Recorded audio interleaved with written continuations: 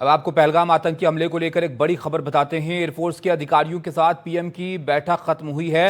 PM आवास से air force के अधिकारी निकले हैं। कुछ देर पहले पीएम ने रक्षा सचिव से मुलाकात की थी और अब एयरफोर्स अधिकारियों के साथ जो बैठक हो रही थी वो भी यहां पर खत्म हुई है। पहलगाम आतंकी हमले के बाद लगातार हलचल तेज है और अब एयरफोर्स के अधिकारियों के साथ पीएम की जो मुलाकात थी वो खत्म हुई है और पीएम आवास से एयरफोर्स के अधिकारी यहां पर निकले हैं।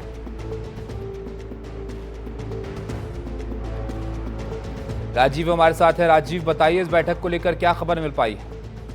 देखिए, बैठक में क्या क्या बात हुई इस बारे में तो जानकारी नहीं है, लेकिन आप अंदाजा लगा सकते हैं कि जिस पहलगाम आतंकी हमला होने के बाद जो सरकार की तरफ से बयान आया था कि हम आतंकी और उनके आका को कड़ी सजा देंगे, उस संदर्भ को आप देख सकते हैं कि पहले आर्मी चीफ 1-to-1 मिलते हैं, उसके बाद जो है तीनों सर्विस चीफ, सीडीएस, एनएसए, रक्षा मंत्री के साथ पीएम को मिलते हैं, फिर उसके बाद नौसेना प्रमुख जाते हैं, फिर उसके बाद एयर चीफ जाते हैं और अब रक्षा सचिव का मिलना। इससे साफ है कि भारत की तैयारी कैसी है, रक्षा तैयारी कैसी है, और खासतौर से जो सेना को फ्री हैंड दिया गया है पाकिस्तान को सबक सिखाने का कि जिस तरह के भारत में आतंकी घटनाएं करते रहता है। जो 22 अप्रैल को पहलगाम में जिस तरह से निर्दोष सैलानियों की हत्या हुई है, और उसके बाद जो सेना को फ्री हैंड दिया गया है कि आप अपने हिसाब से टाइम तय कीजिए, टारगेट तय कीजिए, जो आपको ठीक लगता है, जैसे मुनासिब लगता है वो कीजिए, उसी संदर्भ में ये मुलाकात है। और खासतौर से सेना जो है, तीनों सेनाओं के अंगों की बात करें, वो अब इस बात का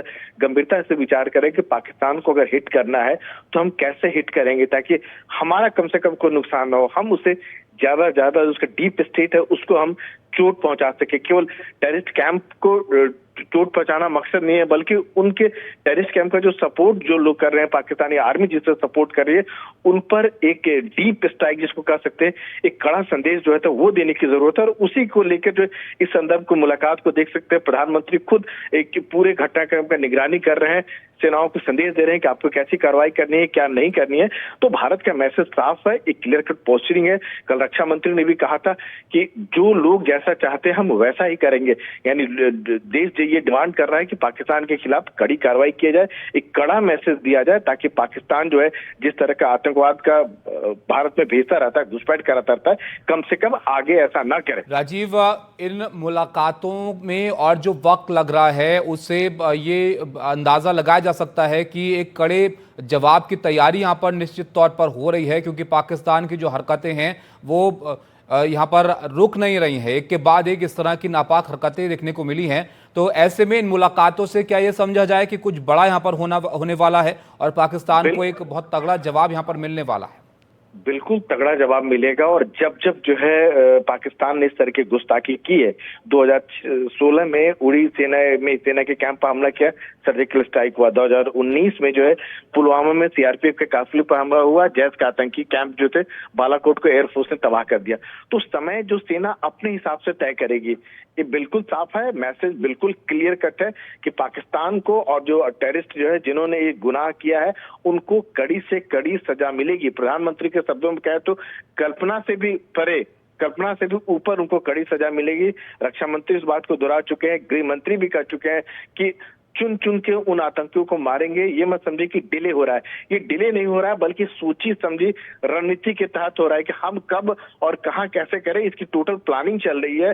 तीनों सेनाओं के बीच में रक्षा सचिव मिलते हैं तो एक पूरी प्लानिंग चल रही है और उसको कैसे बेहतर तरीके से इंप्लीमेंट किया जाए और पाकिस्तान को किस तरह से सबक सिखाया जाए उसको लेकर चर्चा हो रही है। और इसकी खलबली आपको हिंदुस्तान में कम दिख रहा होगा, पाकिस्तान में बहुत ज्यादा दिख रहा है। बिल्कुल राजीव, पाकिस्तान में किस तरह की हलचल है वो सब देख रहे हैं, हवा उनकी भी टाइट है और वो देख रहे हैं कि भारत की तरफ से किस तरह का एक्शन यहां पर होगा। ऐश्वर्या हमारे साथ हैं। ऐश्वर्या, पीएम पहले ही बोल चुके हैं कि आतंक के आकाओं को मिट्टी में मिला देंगे और ऐसे में जो बैठक यहां पर हो रही है बहुत महत्वपूर्ण इसको माना जा रहा है। रक्षा सचिव से मुलाकात हुई और यहां पर एयरफोर्स अधिकारियों से मुलाकात हुई है। कोई जानकारी मिल पाई है कि किस तरह के एक्शन की तैयारी हो सकती है? देखिए, रक्षा सचिव का प्रधानमंत्री आवास पर पहुंचना कोई आम बात नहीं है। ज़्यादातर रक्षा सचिव की प्रधानमंत्री आवास पर मुलाकात नहीं होती है। लगातार 11वां दिन था जब पाकिस्तान ने सीज फायर वायलेशन किया और उसके बाद लगातार भारत की तरफ से करारा जवाब पाकिस्तान को दिया जा रहा था। हम आपको बता दें कल एयर चीफ मार्शल प्रधानमंत्री आवास पहुंचे थे। उससे पहले जो एनएसए थे, राजनाथ सिंह डिफेंस मिनिस्टर, उसके अलावा तीनों सर्विस चीफ्स थे, वो प्रधानमंत्री आवास पहुंचे थे।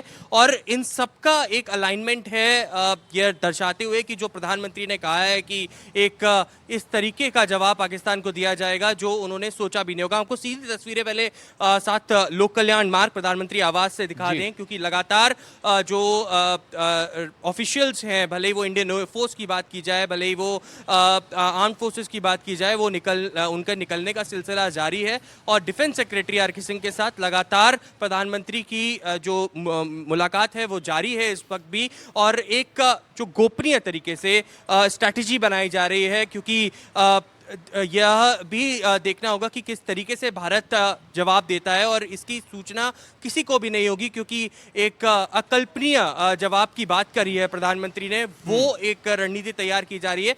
प्रधानमंत्री को हर दिन कुछ ना कुछ ब्रीफ किया जाता है किस तरीके से जम्मू कश्मीर में डिप्लॉयमेंट है, क्या कुछ home ministry directions Jammu Kashmir administration को दे रही है। देखने को मिला जब रक्षा सचिव प्रधानमंत्री आवास पर पहुंचे हैं और यहां पर लगातार प्रधानमंत्री के साथ वो मीटिंग जारी है। बिल्कुल ऐश्वर्या, आप नजर बना के रखिएगा। तो ये महत्वपूर्ण मुलाकातें आज हो रही हैं पीएम के साथ, इस पर नजर बनी हुई है।